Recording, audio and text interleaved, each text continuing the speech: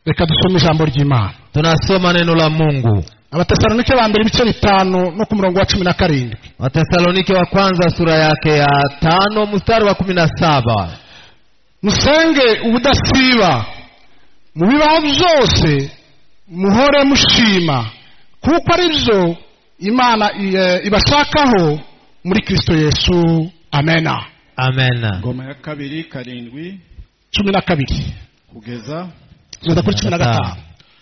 Hanyuma Uwiteka yiyereka Salomo nijoro aramubwira ati, numvise gusenga kwawe, maze nitoraniriza aha hantu ngo habe inzu yo gutakambiramo, yo gutambiramo ibitambo.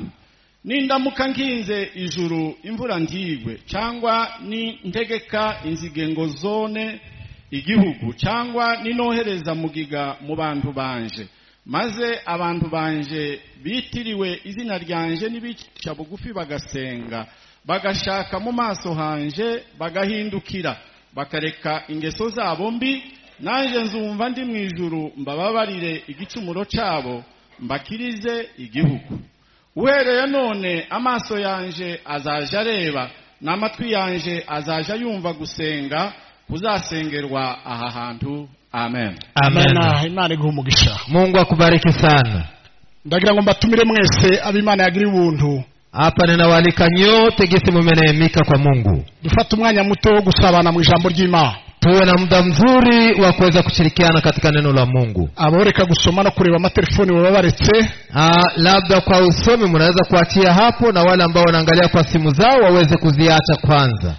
Tuvuganye namwe ko tuvuga hejuru yo gusenga Imana. Tayari nimewaambia somo ya kwamba tutazungumza juu ya kuomba Mungu. Akamaro. Samani. Akamaro ko gusenga. Samani ya kuomba. Iki kitabu hiki cy'Abatesalonike, kitabu cha Watesalonike, ni Paulo wacyanditse. Ni Paulo ambaye ameandika hiki kitabu. Ni kintu kimwe Imana izaguhamagarira. Ni kitu kimoja ambacho Mungu atakuitia. Ni ukuisenga mukuri. Ni wakati unapomuomba Mungu kwa kweli. Yohana ibice 4. Yohana sura yake ya 4. Murongo wa 20. Sura yake ya 20. Ngo basenga mukuri no mu mwuka. Wale wote ambao wanavyoomba katika kweli na kwa roho, hao ndio Bwana anawasikia. Abo nibo bagira ubusabane n'Imana. Hao ndio wanakuwa na uhusiano na Mungu. Tibisaba kubuzuhagarara hano. Haiombe eti ukuje hapo simame kwa madhabahu. Haiombe kitu kingine. Birasaba kuba mu mwuka umwe. Ni wewe tu uwe katika ile hali ya kiroho ya kuomba Mungu. Paulo yandikira Abatesalonike. Paulo akaandikia Watesalonike. Avuga amagambo meza. Akasema maneno mazuri. Aravuga ngo musenga ubudasiba. Akawaambia ombeni bila kukoma. Kubera iki yavuze ngo musenga ubudasiba? Kwa sababu gani Paulo aliwaandikia ombeni bila kukoma? Kuwa mbere, siku ya kwanza, kuwa kabiri, siku ya pili, kuwa gatatu, siku ya tatu, kuwa kane, siku ya 4, kuwa gatanu, siku ya 5, kuwa gatandatu, siku ya 6, ku cyumweru, siku ya juma. Niyo minsi 7 dukunze kubaho. Ndiyo siku 7 ambazo sisi tunahesabia nazo tunazoziishi. Iyo minsi yose, hizo siku zote wihoreho uri imbere y'Imana. Uwe mbele za Mwenyezi Mungu kwa maombi.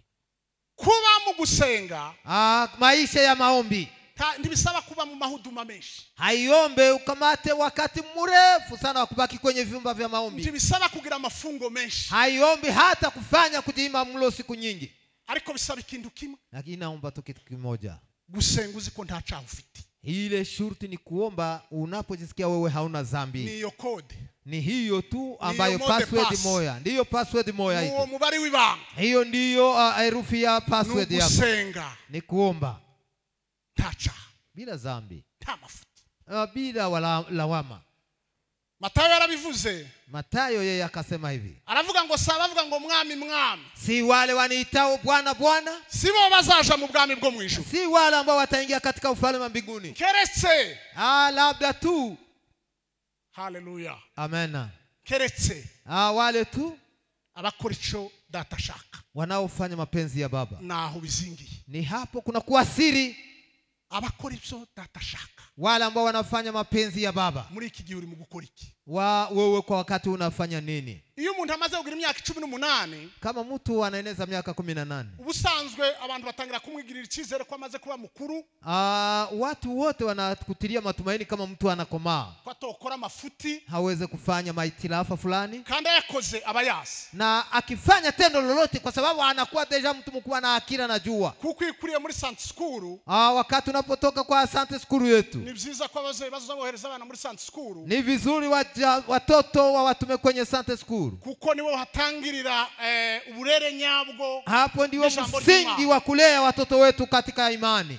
Iyo musenga mu rugo, mnapoomba nyumbani, itorero ryo mu rugo, kanisa ya nyumbani, nahamagarira abakristo hirya no hino, ninaambia wakristo ngamo na ngambo, kugira ibihe byiza byo mu rugo byo gusenga Imana, kuwa na nyakati nzuri katika jamaa kwa kuomba Mungu. Abandu bari hirya no hino mu bihugu biteye imbere, Kwenye inchi ambazo tunazosema zinaendelea, kubera akazi kenshi n'iterambere ryinshi, kwa sababu ya kazi na maendeleo mengi ambayo inafikia, rimwe nari mu mwanya wo kubonana umugore n'umugabo n'abana gusenga bikunze kubura. Mara kwa mara wakati wa kuzungumza ndani ya jamaa haipatikani. Bavuga ko umwe akora mu gitondo undi agakora nijoro. Wanasema kama moja saa zake za kazi ni usiku, mwingine ni mchana asubuhi. Ni bake bashobora kuba bahujije amasaha yo gukora. Ni wachache ambao wanafanya kazi kwa saa moja. Ariko ndagira ngo mbabwire ngo, lakini ninawaambia hivi, igihe cyose, wakati wowote, ufata umwanya wo gusenga ntusibe. Wakati unapofanya muda wa kuomba na usikome. Byumvikana ko ifasha umwanya wo gusenga, yamaanisha ya kwamba wakati wowote tunapoomba Mungu, ubanza kwicuza. Wewe kwanza unajuta. Tekereza noneho wicujije kuri iyo minsi 7 ukicuza 7. Waza sasa wewe kwa siku 7 zote unajuta mara 7. Kila siku unajuta. Wakristo, wale Wakristo ambao tunaita wa kiroho, baza bicuza buri gihe, wanajuta kila wakati. Bisaba ko avuga ngo sindabona mwarimu cyangwa pasteri. Haimaanishi eti nitafute kwanza pasteri au nitafute mwinjilisti au shemasi moja wa kanisa. Oya, ahuriye na mugenzi we umukristo azamubwira ngo mbabarira. Mahali popote anakutana na mwenziwe mkristo anamwambia, ndugu, ninajuta unisamee. Kubera kuko azi, kwa sababu anaelewa igihe cyose, wakati wowote Imana yomuhamagara, Mungu anaweza kumuita. Agashaka kwikuranura n'Imana. Yeye hapa anatafuta kuwa safi na dhamiri zake mbele za Mungu. Kwa yeyote ambaye anajiandaa mbele za Mungu, biroroshe kwikiranura n'abantu, na ni rahisi sasa kujiandaa na kutayarisha kuwa vizuri na watu. Kuyugiza umugisha, ukipata hiyo baraka wo kwihanako, wa kujuta na kutubu, zanze bikunzugira n'umugisha wo kubana n'abandi neza, na unapata hiyo bahati ya kuishi na watu wengine kwa amani. Ni bintu bijana, ni mambo ambayo yanatembea sambamba. Kubera ko wimenyereje, kwa sababu umejizoeza hivyo. Kwihana, kutubu, kwegera inshuti, kukaribia marafiki. Ukayibwira ati navuze nabi, unamwambia, ndugu, nimesema mbaya hapa, mawazo yangu nimetekeleza vibaya, uyu munsi birashoboka ko noba nacumuye, labda hii siku ya leo nimekosea Mungu. Ico kintu gituma ko kandukaba, hiyo dhamiri safi ambayo inakuambia hivyo, ijuru ligihagarara, mbingu inajiona, inakuona, ukaganira n'Imana, na unaanza kuzungumza na Mungu. Paulo yandikira Abatesalonike, wakati Paulo aliandikia hawa wa Tesalonike, hari ibintu yabashimye, kuna vitu ambavyo yeye alisema kama na waheshimu kwa yale. Igihe yabandikiraga, wakati aliwaandikia hii barua, yabashimiye kuko biganye Kristo bakigana nawe. Aliwashukuru kwa sababu waliiga Kristo na yeye pia Paulo. Ico ni kintu cha mbere. Hiyo ni kitu cha kwanza. Ikindi kintu cha kabiri yabashimiye, neno la pili ambao aliwashukuru, ngo baba icitegererezo c'abizera, wamekuwa kielelezo kwa wale ambao ni waamini. Ako kantu karagoye. Hiyo neno ni neno ngumu sana kwa wengi. Umuvyeyi kuba icitegererezo mu rugo rwe mu kuvuga ubutumwa atavuze, muzazi kuwa kielelezo kwa kutangaza injili hata asemi. Umugabo kuba icitegererezo aho yirirwa ku kazi, baba ama mume kuwa kielelezo kwenye kazi yake ambapo anashinda. Umudame kuba icitegererezo aho yirirwa acuruza cyangwa mu rugo ari kumwe n'abana. Mama nafasi ambapo anafanyizia biashara yake akiwa na watoto au hana na watoto. Ni ikintu kigoye. Hiyo ni kitu ngumu sana. Hari igihe abadamu bazabwira abana ngo ndabwira so iki kintu ukoze arakwica nono. Kuna wakati wa mama ambapo akiongea na watoto anambia, nitakuchongea kwa baba yako kwa sababu ya hili tendo baba yako atakuua. Aho kumubuza, bila kumwambia mtoto aache, akamuteranya na se, yeye anaanza kumchongea kwa baba yake. Ko se naza gusa, anamwambia baba yako tu akifika, inkono urazibona, fimbo tu matabishi utazipata. Umwana akabasigara abona se, wakati wowote mtoto wakati anaona mzazi wake baba, nkambanda, anakuwa mbanda wake au adui wake.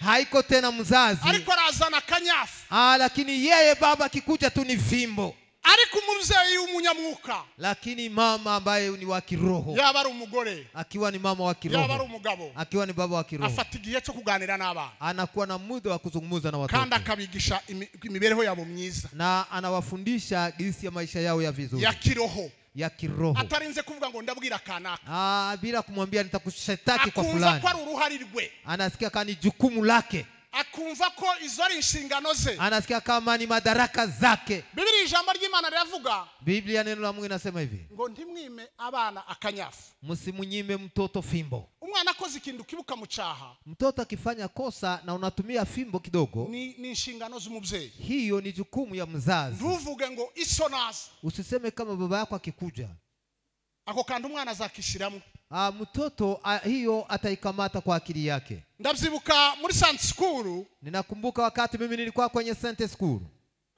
hari abantu batwigishaga Sunday school, kuna walimu ambao tulikuwa nao kwa Sunday school, cyangwa itorero rya Niyinga mu gitorero ry'abana, au ile kanisa ya watoto ya asubuhi. Noneho uwo mugabo yadukubitaga igikucu iyo ukoze amakosa, ukifanya kosa yule mwalimu wetu alikuwa anakupiga konzi.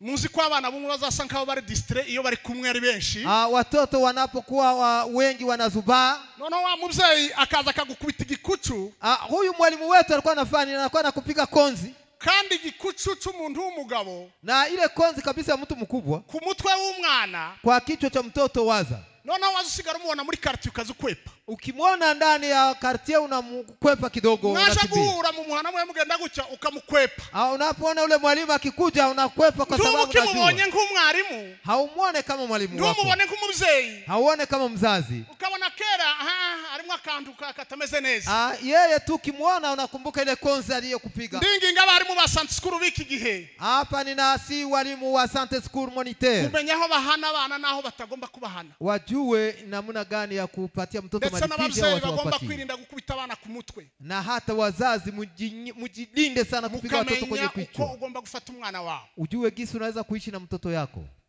Ndababwiza ukuri, buri gihe waramubona ugashaka gukwepa, kila wakati. Kwa hakika wakati tulikuwa tunaona ule mwalimu tulikuwa tunakimbia. Hari ikintu cyo kubaha akaba no gutinya, kuna wakati wa kutii na wa kuogopa. Ni byiza ku mubyeyi abana bamwubaha ariko batamutinya, ni vizuri watoto watii baba kuliko kumwogopa ama mzazi. Bamwikanze, wakimwona wanashtuka.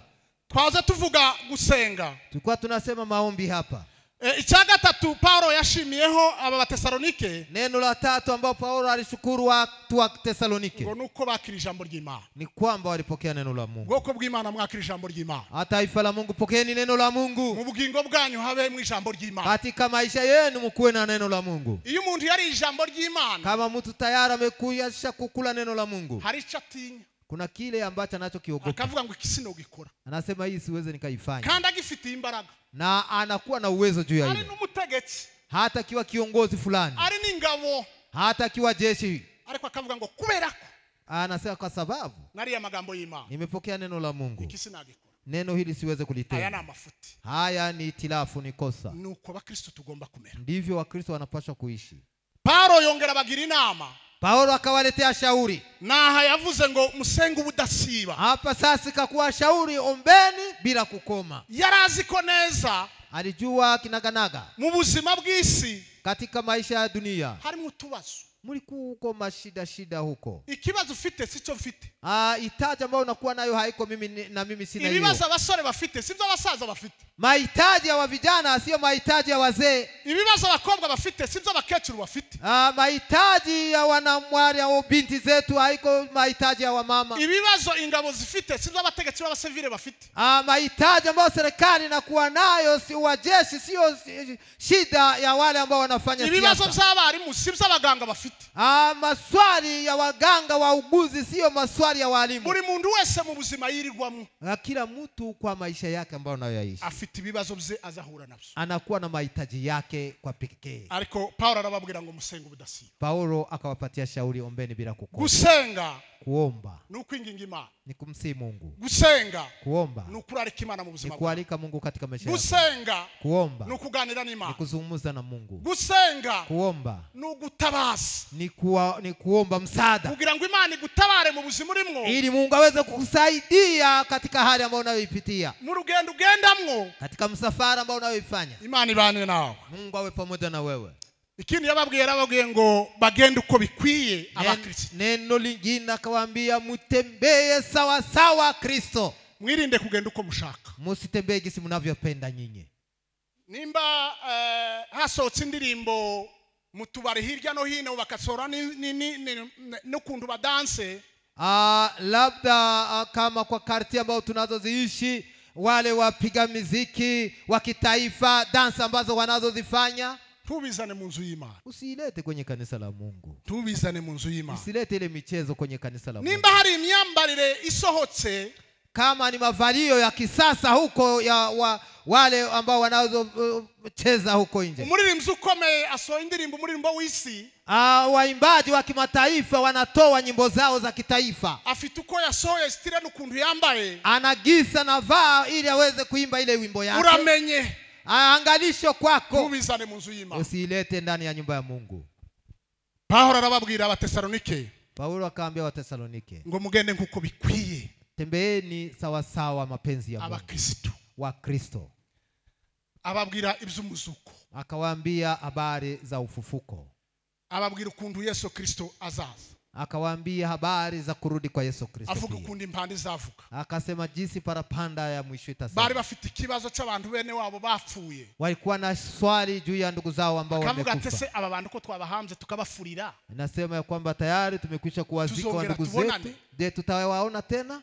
Ariko babwira ukundi impanda izavuga, lakini yeye hapa akawaambia habari za parapanda ya mwisho. Abapfuye akabare bobanza kuzuka, gisi wale ambao wamewatangulia kufa na ni vile vile watawatangulia kufufuka, na sisi ambao tutakuwa tukingali tukazamurwa, na hapo sisi tutabadilika na kupandishwa.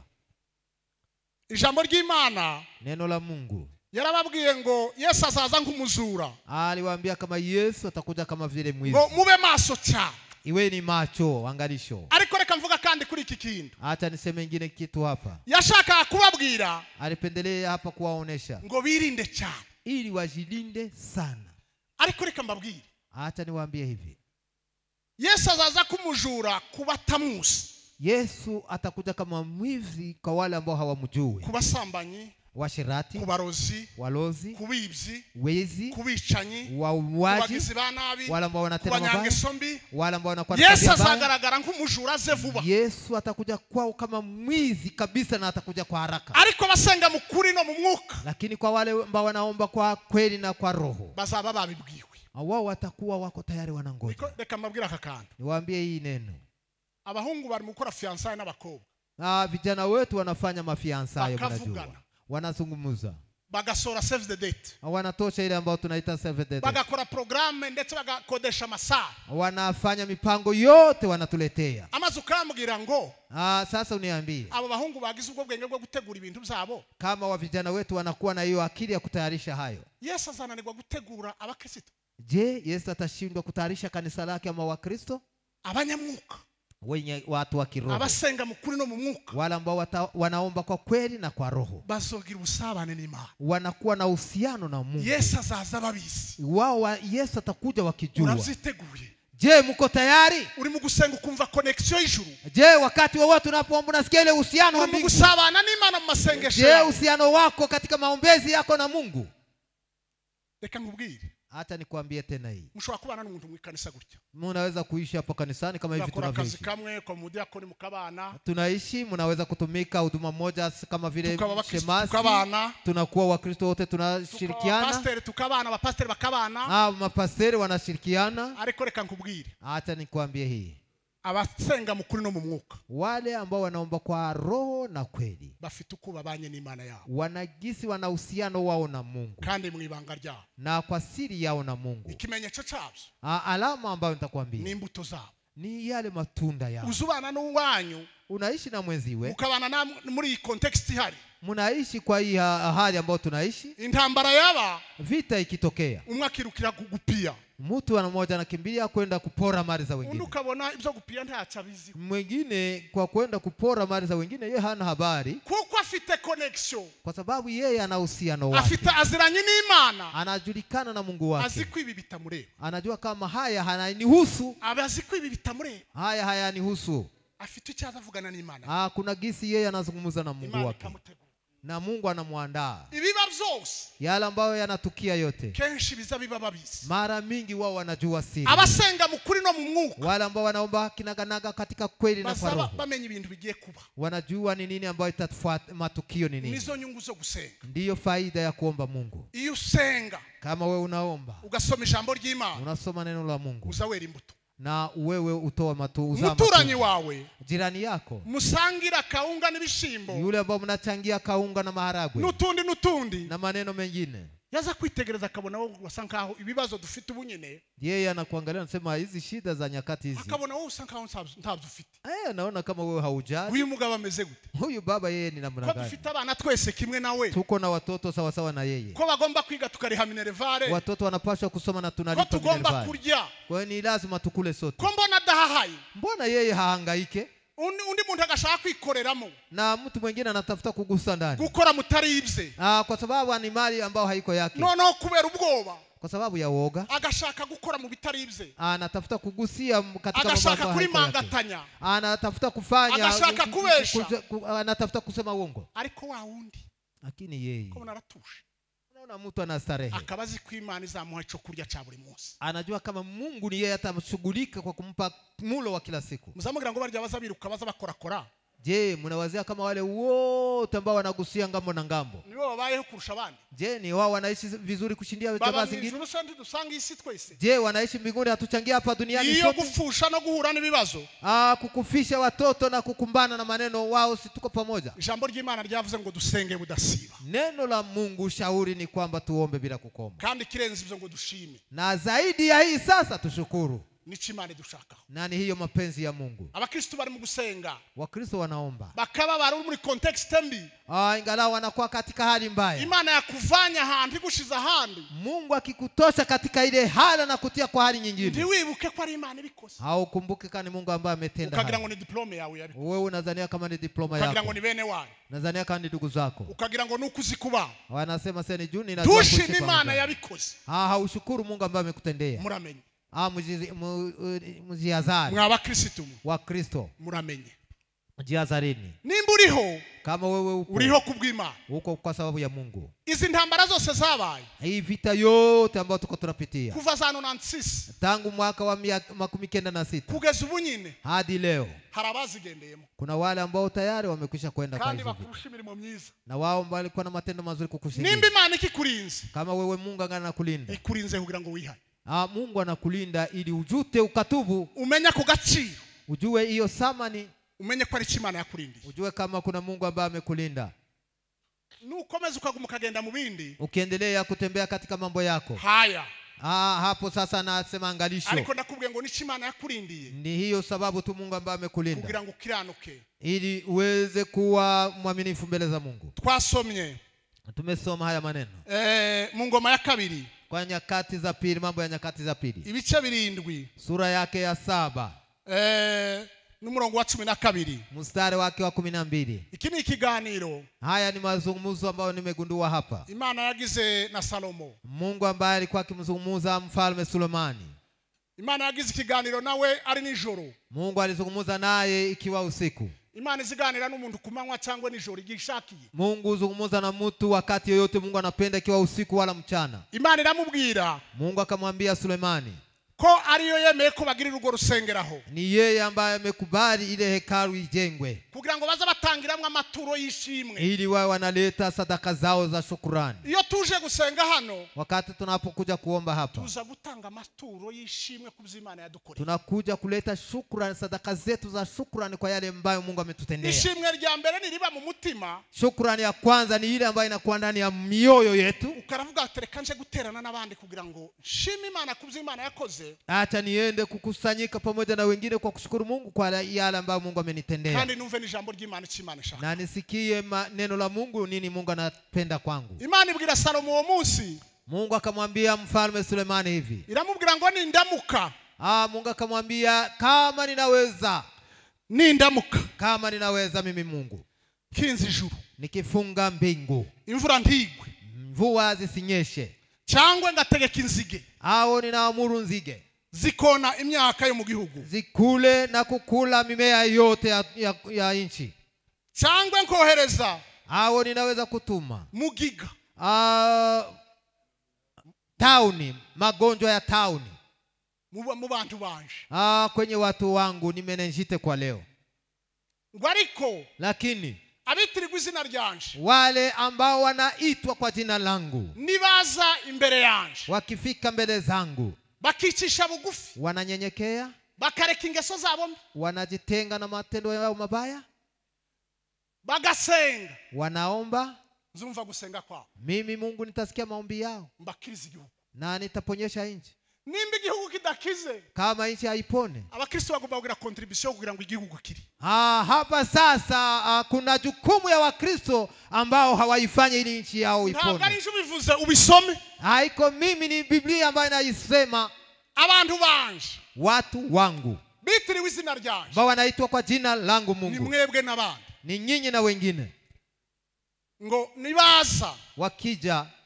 Bakaza mu maso hanje. Wakija mbele za uso wa Mungu. Bakicisha bugufi. Wakinyenyekea mbele za uso wa Mungu. Bakareka ingeso zabo mbi. Wanajitenga na matendo yao mabaya. Bakareka mafuti. Wanaacha maitilafu yoyote na makosa. Bakareka gukora. Wanaacha kugusagusa. Ukava muri bya bintu. Unatoka katika hiyo hali.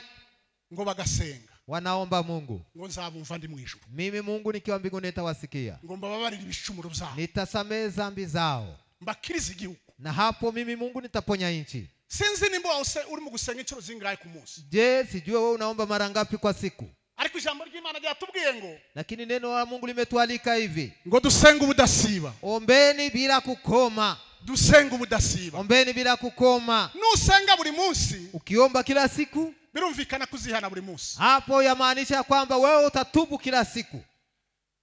Nusenga buri munsi. Ukiomba kila siku. Birumvikana kuzogira inyota yo gusoma ijambo ry'Imana. Yamaanisha kama utasikia shauku ya kusoma neno la Mungu.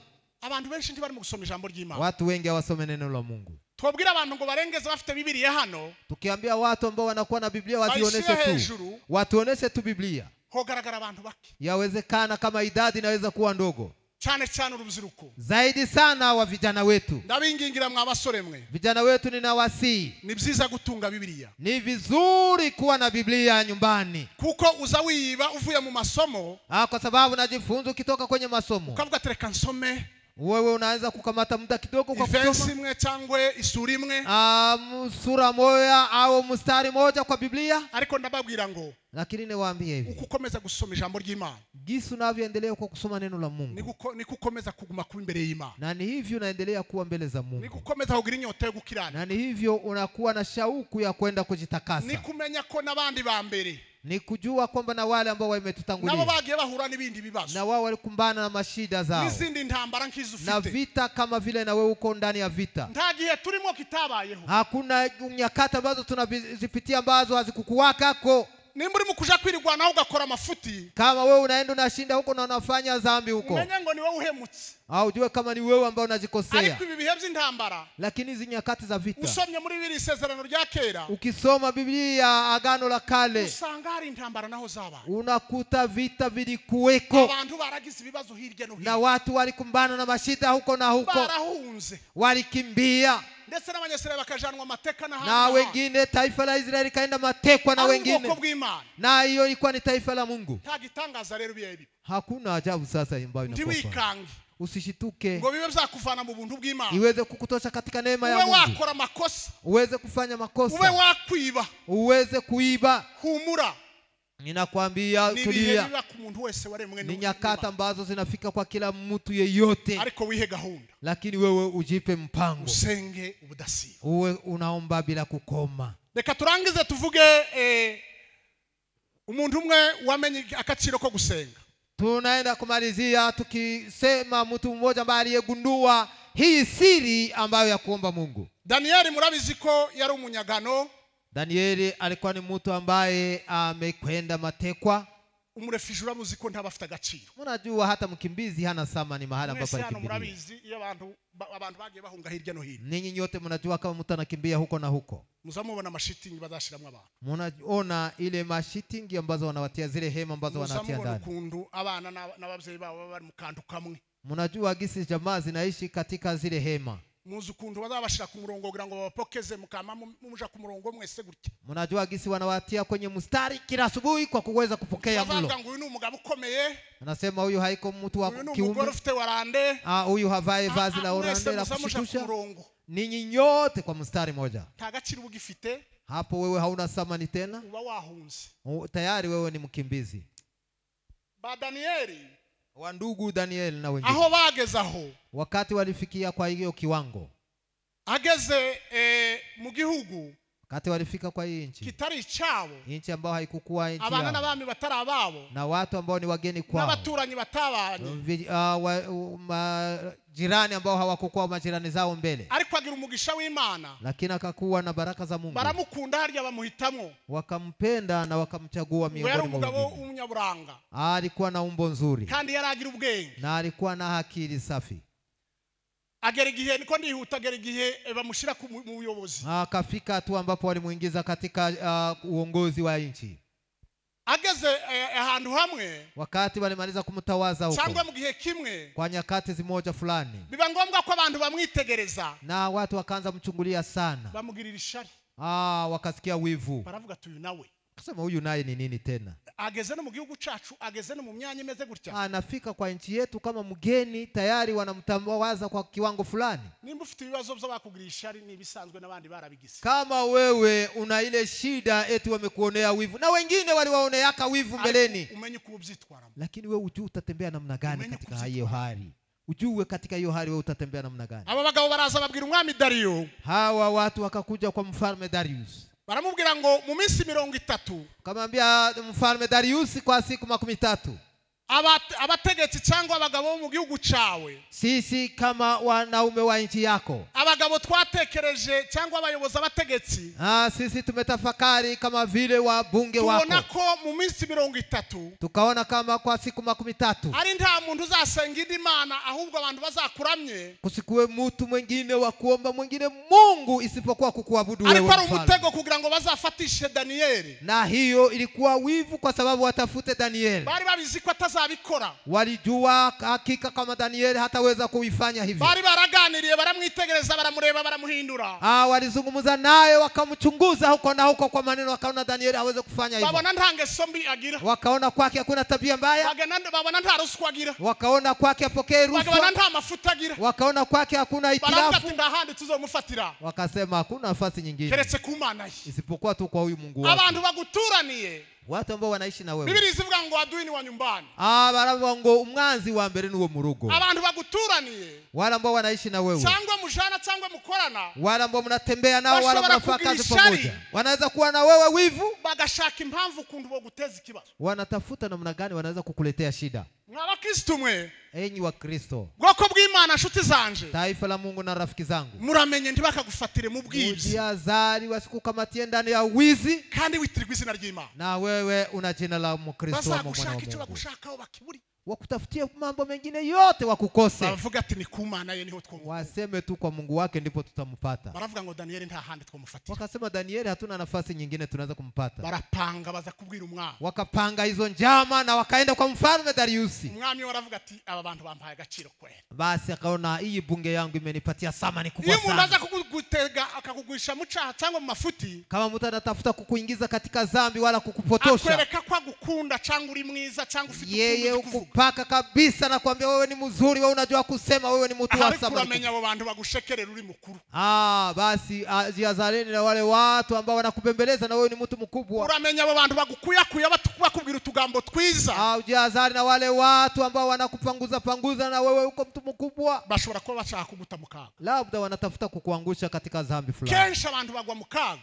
Uwe mara mingi watu waanguka katika shida. Barangariye mu bihe byiza. Wakiwa katika hali nzuri. Mu bihe byiza. Wakati wakiwa katika hali nzuri. Niyo Satani zikorera gasho. Ni hapo shetani wapiga na kuangusha. Mugi ufite portemone irimo amafaranga menshi. Wakati unapoona portemone yako mna pesa nyingi. Ni abantu bakunda kuja kwicara ahantu hatari heza. Na ni hapo watu wanatafuta mahali pa kuketi nafasi mbaya. Ni abantu bavuga nkaho badafite ubwenge kandi ari abagabo. Ni hapo watu wanasema kama hawana akili na japokuwa na akili. Ni abantu bagaragaza ingeso zidakwiye kandi Imana yarabazamu. Na ni hapo watu waonesha tabia mbaya na ni Mungu ambaye amewapandisha kwa kiwango. Uzuhura n'umuntu Imana yagiriye neza. Unakutana na mtu ambaye Mungu ametendea vizuri. Yashakura mutakagweza ino mitwe y'intoki. Anapokwenda kukusalimu kupatia tu vidole vya mikono.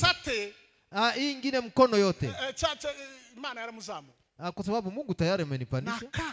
Ni hasara. Abantu benshi bagwa mu bisubizo. Watu wengi huanguka wakati wanapopata majibu. Ariko Danieli. Lakini Danieli yeye akaona ile tayari.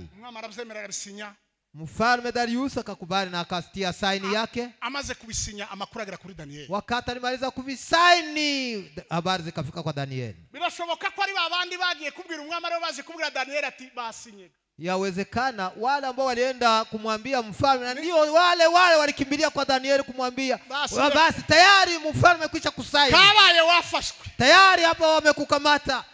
Hari umuntu uzi gutesha ikibazo. Kuna mtu ambaye anakuangusha katika shida. Cyangwa akabona ko wagize ikibazo. Au anajua kama tayari wewe umeingia katika shida. Au kuza kugenderera ngo akubwire ngo yawakoza mafuti hane. Bila kuja kukuambia na kupatia shauri ndugu wapi umekosea. Anakimbia kwenda kutangaza huko. Ndubukigize kimwe ugire byinshi. Ili uwe sasa na watu wengi na shida nyingi watu wengi wajue. Muramenye mwa Kristo mwe. Mujihadhari ninyi wa Kristo. Timube bakazitereyemo. Msiwe watu wa kujipenyeza. Niumva hari urusaku urimo. Unaposikia fujo huko wewe uko ndani. Niumva hari ahantu hakozwa mafuti urimo. Wewe unaposikilikana mahali ambapo wamefanya maitirafu wewe uko ndani. Ni haba mwitorero ubyini kinimba. Na ukifika kanisani wewe ni wa kwanza kucheza. Ukabivanga byose. Wewe unachanga hayo mambo yote. Menye kufita kaga. Wewe ni hasara kwako. Bene data. Ndugu zangu. Tumenye uko tugenda. Tujue tunatembea namna gani. Tusenge buri munsi. Tuombe bila kukoma. Tumenye uko twitwara mu buzima bwacu. Tujue gisi tunaweza kutembea katika maisha yetu ya kila siku. Danieli bamaze gusinya. Wakati Danieli walijua kama tayari wamekwisha kusaini ile kibarua ile sheria. Yagiye kureba abategetsi ngo babwira ati ndarengana. Hakwenda kukimbilia kwa wana viongozi na kuambia tayari nimezulumiwa. Yagiye kubwira barya bene wabo barabanyagano bose ngo babwire ate bana ibintu byakomeye. Hakwenda kualika wale wa ndugu zake zote na kuambia mambo yanakuwa magumu hapa. Ngo yakomeje gusenga gatatu nguko yasenga. Yeye aliendelea kuomba na akafanya mara 3 kwa siku. Asha gusenga. Akaenda kuomba. Ngo akingura dirisha. Akafungua madirisha. Arakomeza arasenga. Akaendelea kuomba. Bantu bakaterenganya bazi gusidaka. Wale ambao ni washtaka wake. Bazi kuvuga ibintu. Wale ambao wanajua kabisa kupanga maneno ya kushtaka. Baza gupanga magambo y'ibyo wakoze. Wale ambao wanajua kupanga kabisa maneno gisi ulisema. Baragenda baravuga ati karasenga hubwo. Wakaenda tena kwa mfalme. Unajua iko naomba kijya kintu twamubujije. Ile kitu ambayo tayari sheria imekataa. Karagikora. Yeye anafanya. Baragenda bibwira umwana. Wakaenda kwa Darius. Barangije kubibwira umwana. Wakati walifika kwa mfalme Darius. Baravuga ati takunda gomba gufatwa agatabwa mu rwobo rw'intare. Basi wakamwambia mfalme akasema tayari hivyo ni lazima ashikwe na atupwe katika pango la simba. Barafata bamujana mu rwobo rw'intare. Wakampeleka kwenye pango la simba. Bamugejejemwo. Wakati walimfikisha kwa pango la simba. Yagiye umwami atabishaka ariko kubera ko ari itegeko yasinye. Wakati mfalme alijuta kwa sababu hakuwa anapenda aende lakini tu kwa sababu ni sheria ambayo amekwisha kusaini akasema aende tu. Bamushira mu rwobo rw'intare. Wakamuingiza kwenye pango la simba. Igitangaza gikomeye. Ajabu kubwa ambayo ilionekana. Ngo Imana yohereza malaika wayo.